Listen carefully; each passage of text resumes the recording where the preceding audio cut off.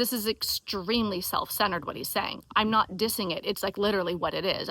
He's saying because my video conflicts his life experience, that my video of my experience is false information. Welcome to the Sobriety Bestie podcast. I am Kirsten, your hostess today, and your friend up in the woods here as we go through deprogramming from Alcoholics Anonymous. Today is another culty comments episode where we're going to look at a comment from somebody that I got on my YouTube channel.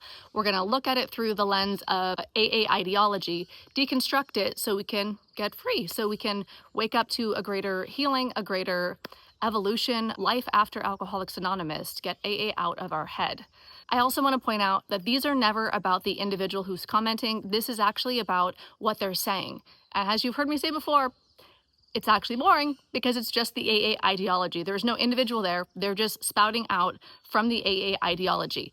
When somebody speaks out against the AA ideology, it can trigger like a threat mechanism within us if we're inside the ideology, because it's going to threaten our worldview, our identity, even our life, because we believe that to leave AA is to die. And if anybody is speaking out against AA, we think it equates with death. Okay, this commenter writes, I've been in AA for 15 years, and I have never heard anyone say don't seek professional help. I've always heard in AA to get professional help if needed. This woman in this video is giving false information. She needs professional help. The reason why this one is making it to culty comments is because I've seen this mentality again and again and again and again. That's why I'm saying it's not about the individual. There's a lot of them doing the same thing. Apparently it's like a religious cult tactic or an AA defense mechanism where, and it's so like elementary. Because you've never experienced something, you think something doesn't exist.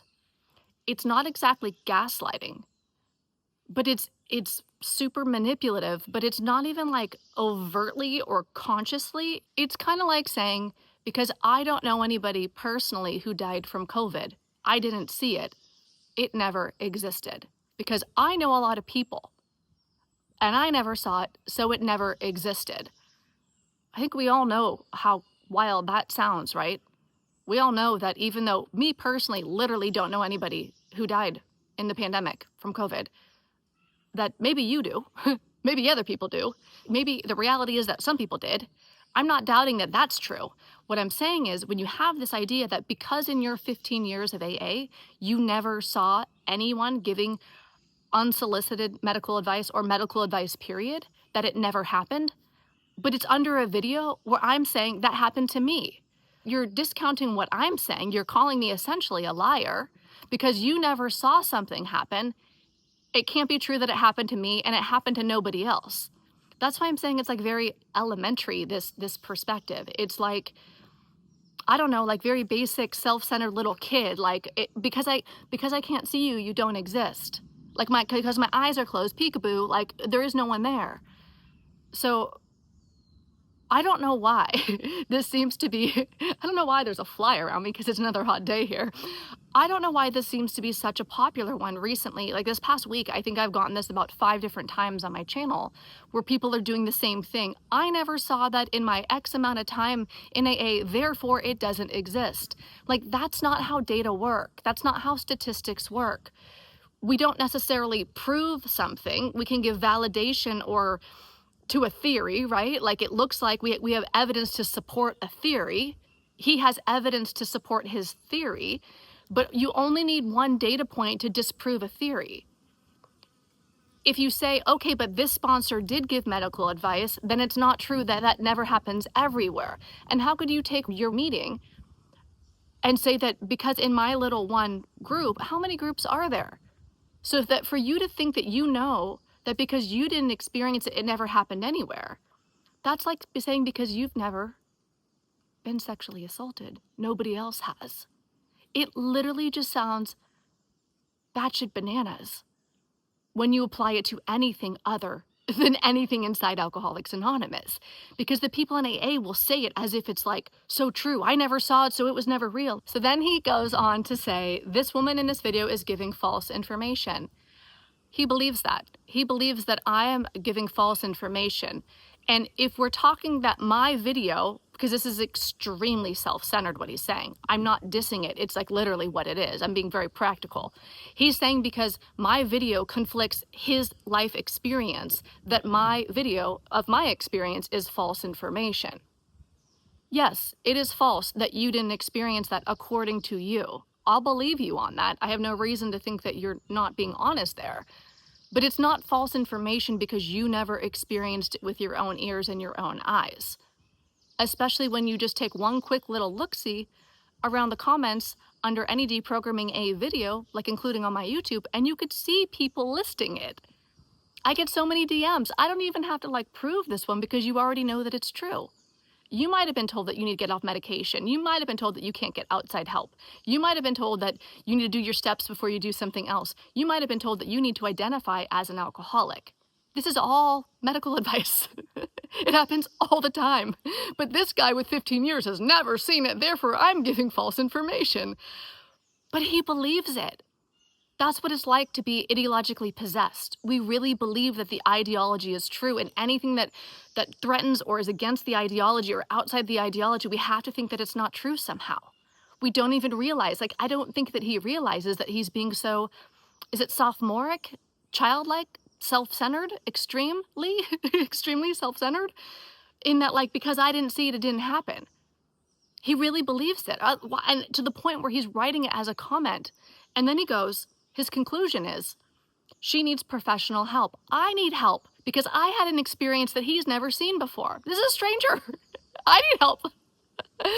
And so to me, that just goes to show that when you're possessed by AA's ideology, you are going to blame other people no matter what they say. You might think of some bananas baloney to argue that doesn't even make logical sense, but still somehow in your mind it's rationalized that they are wrong and I am right, because we have to do anything to protect the ideology when we're in it.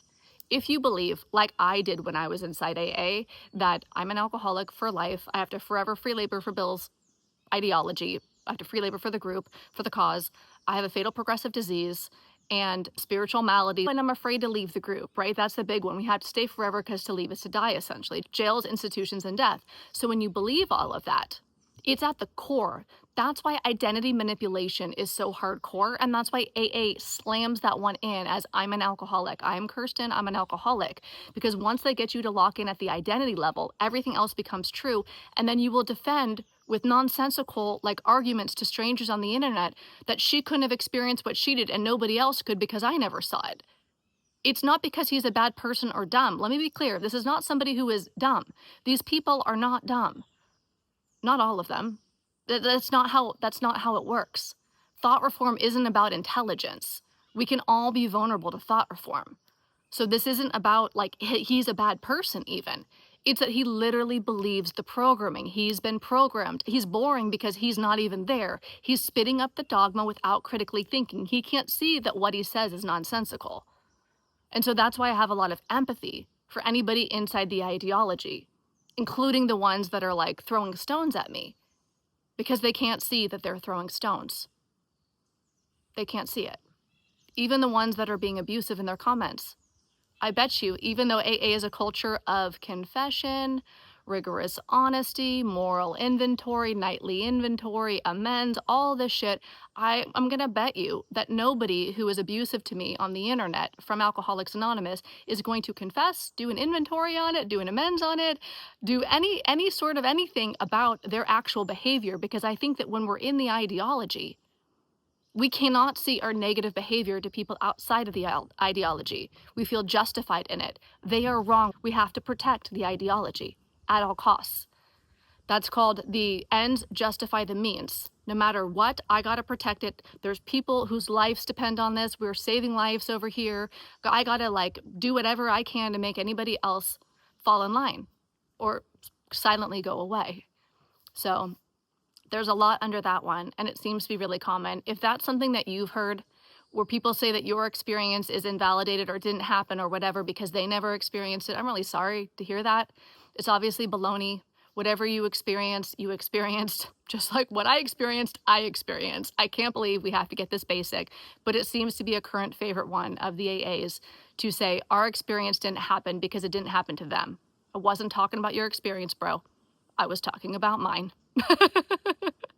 I was told every single problem I could have is alcoholism, and my only solution is the 12 steps. So I never went and got professional assessment.